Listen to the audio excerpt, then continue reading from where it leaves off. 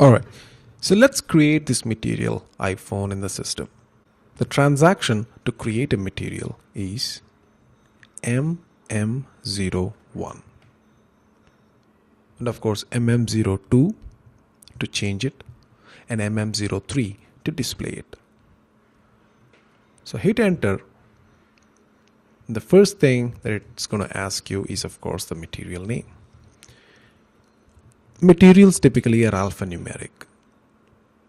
It can be numeric if you want.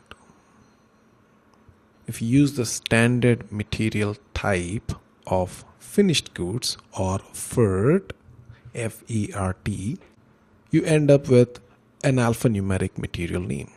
Now, why do I talk about the material type here? And what's the significance of the material type? In the customer master, we have talked about the customer account group. So let me go here to the blackboard. So when we talked about the customer or the customer master, the key that controlled how that customer master behaved is driven by customer account group. When you talk about materials,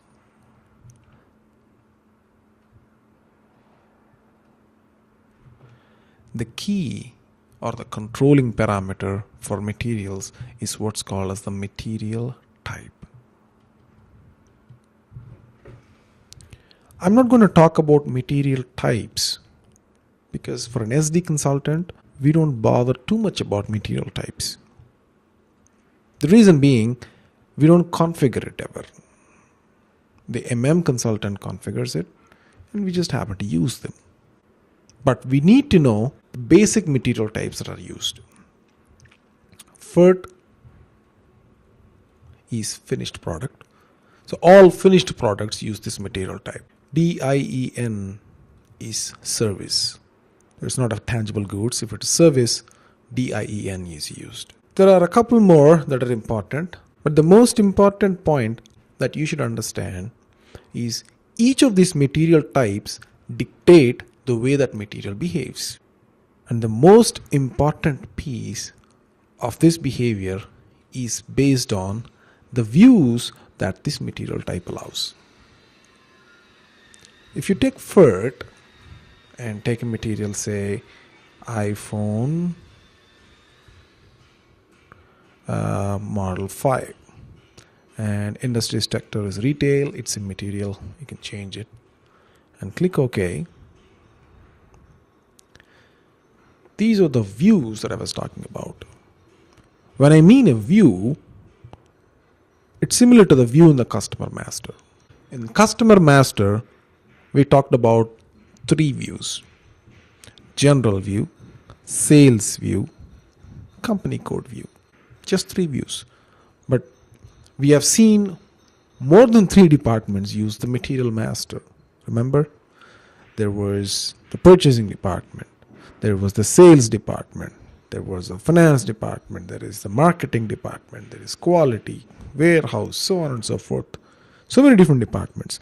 And not all materials require all different departments. If you want to give me an example, I can give the example of service. A service is not stored, right? A service is performed, it's not stored. So what happens in case of service? You don't need an MRP department, for example, because it's not manufactured, or you don't need a warehouse department, for example, because they are not stored. But for a finished product, you might need these departments. And which departments or views are enabled for a particular material is based on the material type. If you want to create a spa service like a massage therapy, you'd be creating using a different material type, say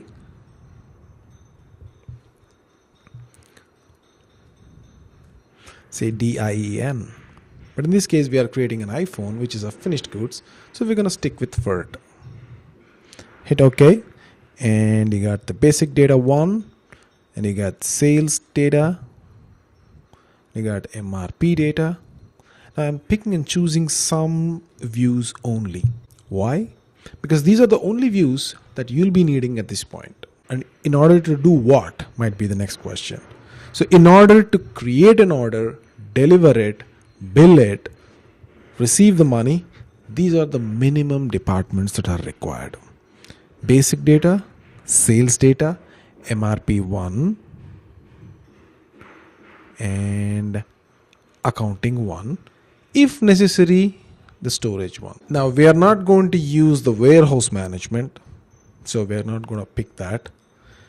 If you do some third-party purchases, you might be needing the purchasing department, but we are not going to need that for regular cases. So these are the bare minimum required views for any SD consultant. So select them and click OK. Depending on the views that you have selected, it will ask you to identify the respective departments. You have selected the MRP view, which is the view that's related to manufacturing. So it's saying, okay, you want to maintain view for which plant? I know that I'm going to maintain it for 1200 or 1000, any plant that's associated with sales org 1000. So we are doing this for Germany. German sales org, German storage location, sorry, this one is 1000. And German distribution channel, German plant, and MRP profile is not required. And click OK. And we can start with creating our material master. The first field after you give the material number is of course the material name. So this is iPhone version 5. It could be black, for example. I don't know, I'm just making it up.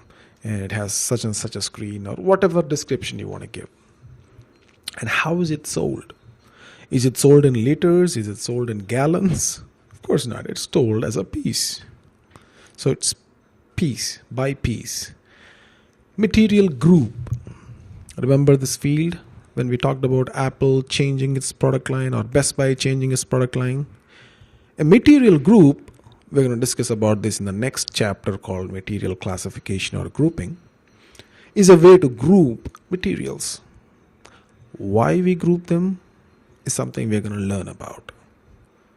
But this is a way to group a material, and you can create your own material groups by just going and clicking on this new button. I am going to just select a material group. Say, what should I do? Electronics. And then we have old material number. What's an old material number? Let's say your company is migrating from some Oracle or some other technology-based ERP into SAP. So all along they've been selling the same materials. The material over there could be called IP500 for iPhone 500.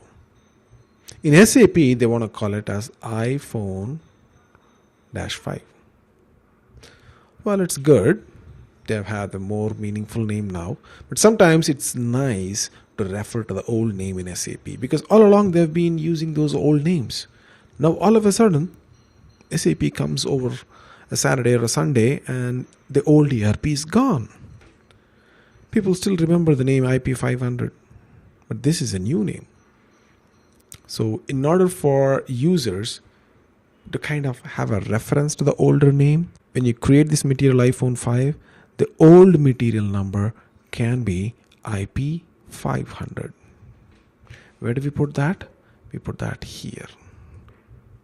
So if a user wants to search for a material by old material number, they can just use that term. I'll tell you how you can use that when we go search or change the material master. And the same classification that was used in the older system can be applied here. This is called external material group. Okay, the division is not mandatory, so you don't need it. We'll talk more about divisions when we come to enterprise structure. The lab office is used when you have a research facility and so on. And then product hierarchy, cross-plant, material status, and so on are not necessary at this point. We don't need to worry too much about them. We're going to talk about product hierarchy in a different chapter, but we're not going to cover all the fields anyway. We're going to focus on some of the fields, and I want you to stay focused on those fields only. Don't worry about all the different fields. There are hundreds of them. You don't really want to bother about all of them. Okay, and then next we have gross weight. What is gross weight?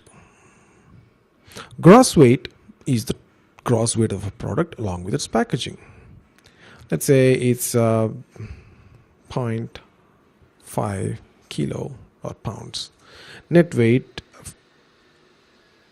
the way you do 0.5 is a little weird. So let's say 1 kilo.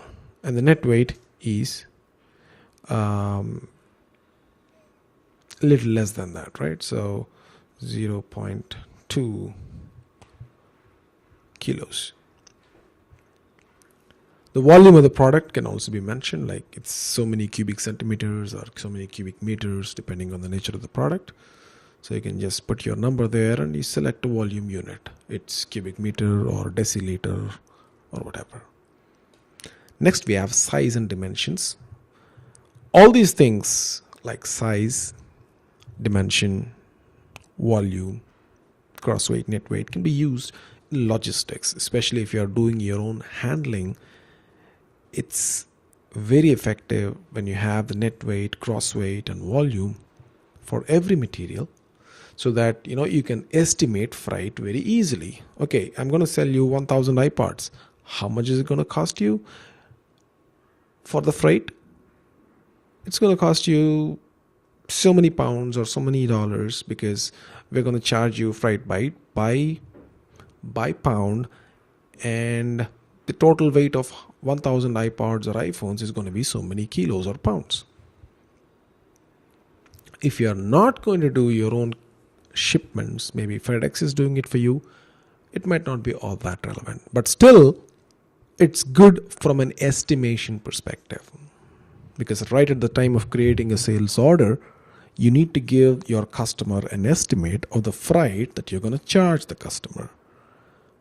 How would you know the freight when FedEx is not there yet in the picture,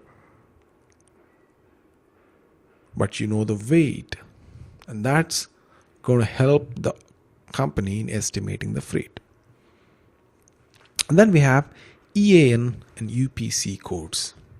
EAN stands for European Article Number, and UPC stands for Universal Product Code.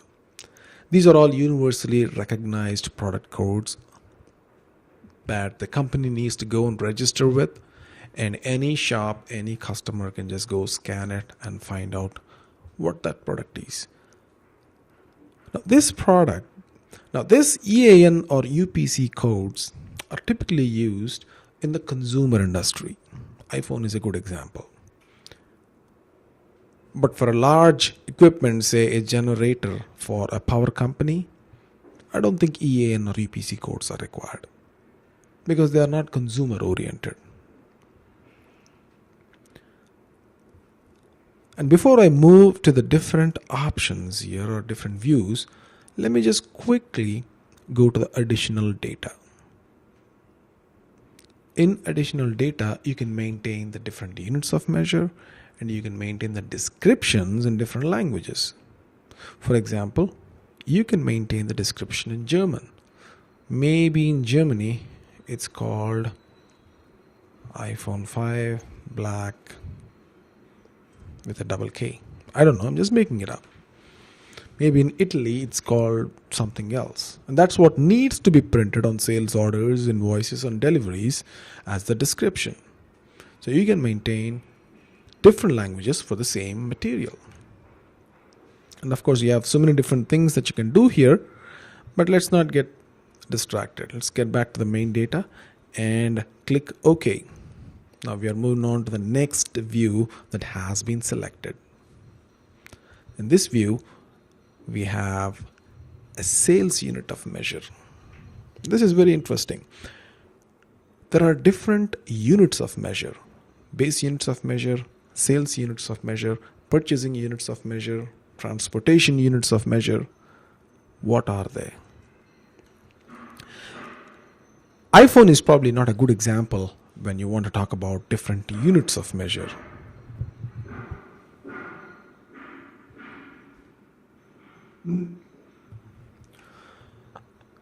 A better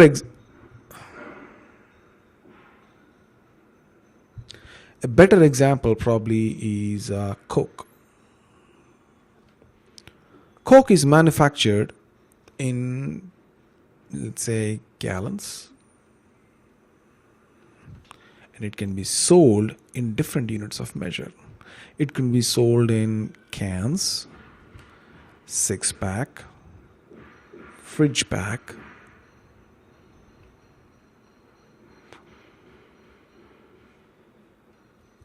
or it can be sold in 1.5 gallons, and so on. See, these are all sales units of measures, and this is the manufacturing unit. And Coke, for example, if it's purchasing, which it might not, it might be purchasing in pallets. And each pallet is so many gallons of Coke. So this is the purchasing unit. And when you maintain different units, you have to maintain the conversion between them, meaning one purchasing unit of pallet is equal to how many gallons? 1000 gallons. So we are maintaining a conversion between a purchasing unit and a manufacturing unit. And of course, you have to maintain the conversion between the manufacturing unit and the different sales units and purchasing units. That way, the whole process of creating orders and receiving them and manufacturing the same goods is kind of transparent in terms of how many you want or how many you want to manufacture, because there is a clear conversion between the different units of measure. So like I said, just in case if you want to maintain a different unit of measure, I don't know, a box, you will have to maintain the respective conversion. Now we'll talk about conversion as soon as we hit enter. And next is the delivering plant. Remember the example of iPhone changing the delivering plant from San Francisco to Los Angeles. This is the plan. This is the field.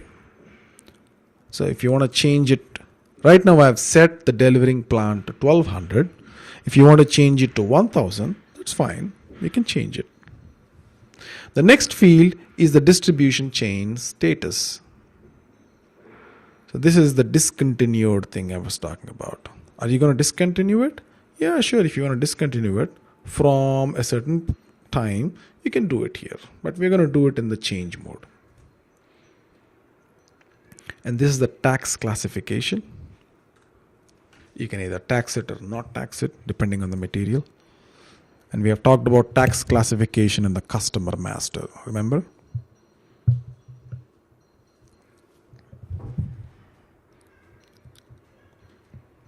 A customer can be taxable or a customer need not be taxable. That would depend on the nature of the business transaction, nature of the customer, resale certificates, so on and so forth. In the case of a material, some materials are not taxable. For example, service in the US is not taxable. So if it's a service, yeah, the tax classification is 0. Another example is a research material, right? Like some genetic material or whatever.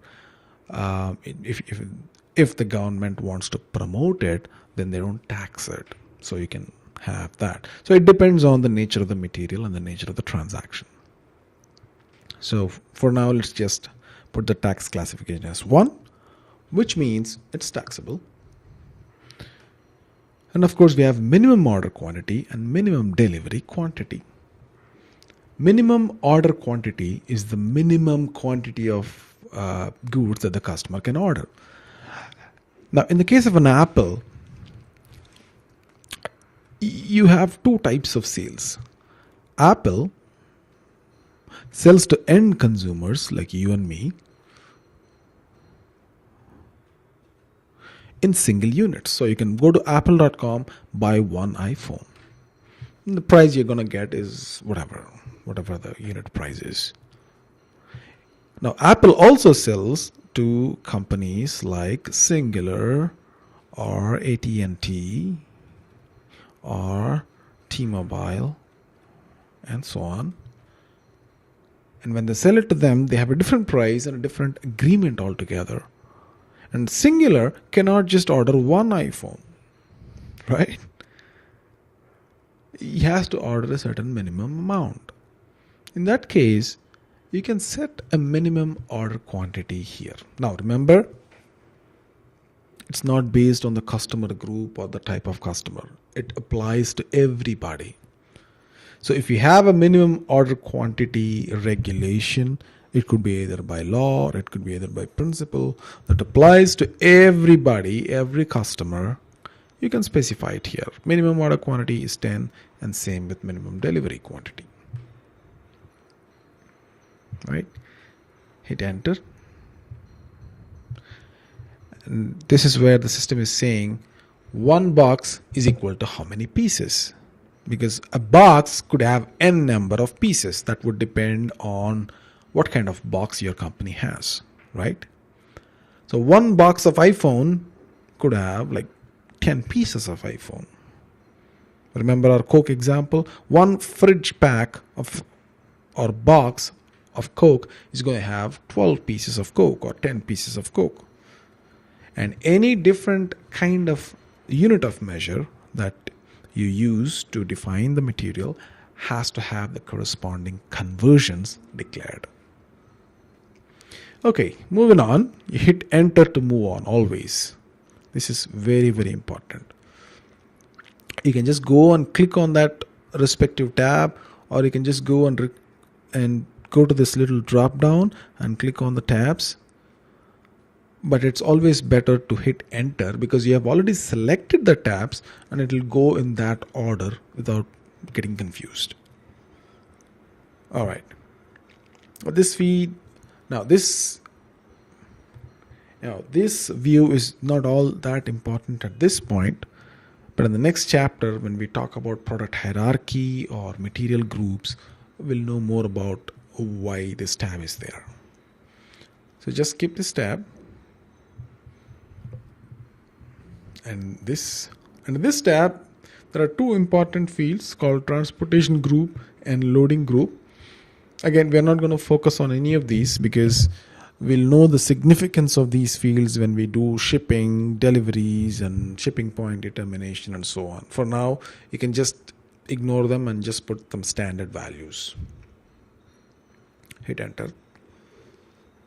And then we have MRP. Again, we're not going to bother too much about MRP. Just put ND, which means no planning. Hit OK.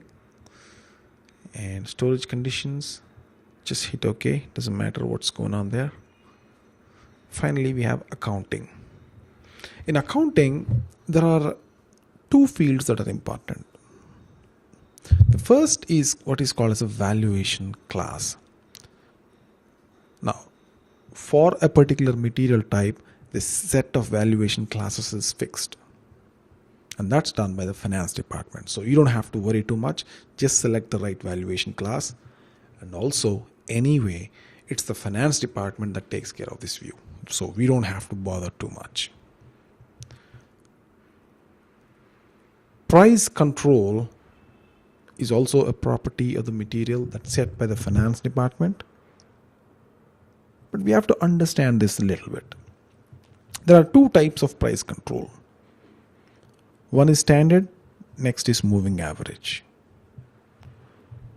You have to understand what is the difference between a standard and moving average. Let me go back to my slide and we'll see what is standard versus moving average. This is used in purchasing to evaluate a material. And when you look at the word price, don't confuse it with the sales price. It's the purchasing price. So what is valuation?